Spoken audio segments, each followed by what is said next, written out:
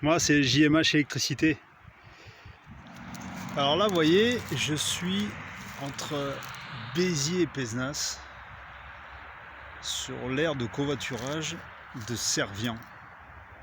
Le soleil est en train de se coucher et je voulais soulever avec vous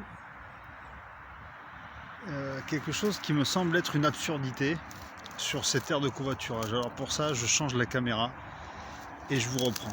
Vous voyez là dans le soleil couchant dans l'autoroute, là on a ma voiture, là on a le parking de covoiturage,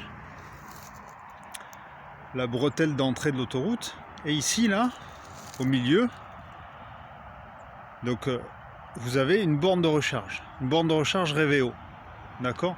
Donc on est d'accord que c'est au milieu de nulle part, hein, il n'y a absolument pas d'habitation autour, il n'y a que des champs. Vous voyez, je ne sais pas si on voit là, mais il y a des champs. Il n'y a pas d'habitation, pas de commerce, pour ainsi dire, pas d'activité. La seule chose qu'on peut faire ici, c'est laisser sa voiture en stationnement et puis faire du covoiturage, quoi. Donc là, je me suis rapproché de la borne pour vous montrer les tarifs. Alors qu'on soit abonné ou pas abonné, en journée, d'accord, de 7h à 23h, si on est abonné, ça coûte 32 centimes par kWh, et si on n'est pas abonné, 40 centimes par kWh. Mais au bout de 2 heures, au-delà de 2 heures de charge, on paye quelques centimes par minute. Et c'est quand même 12 centimes si on n'est pas abonné. Alors moi, je voulais soulever une question. Est-ce que c'est bien judicieux de mettre une borne de recharge où on nous pousse à partir au bout de 2 heures de charge sur une aire de covoiturage? Alors c'est toujours bien de mettre des bornes, mais là on est au milieu de nulle part, et à part du covoiturage, on ne peut pas faire grand chose.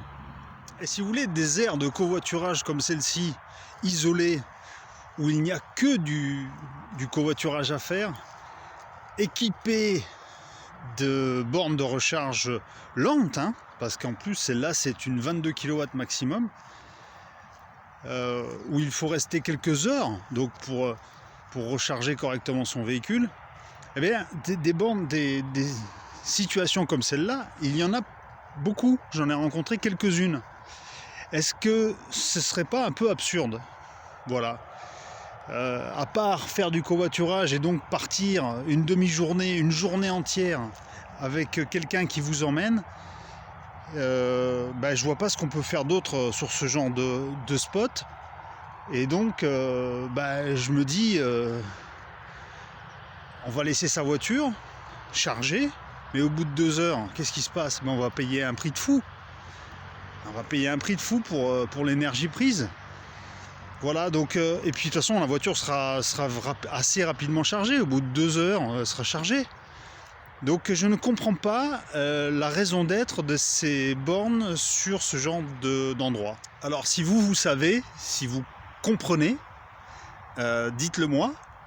Laissez-moi des commentaires, discutons, parce que moi je pige pas là. Voilà, à bientôt.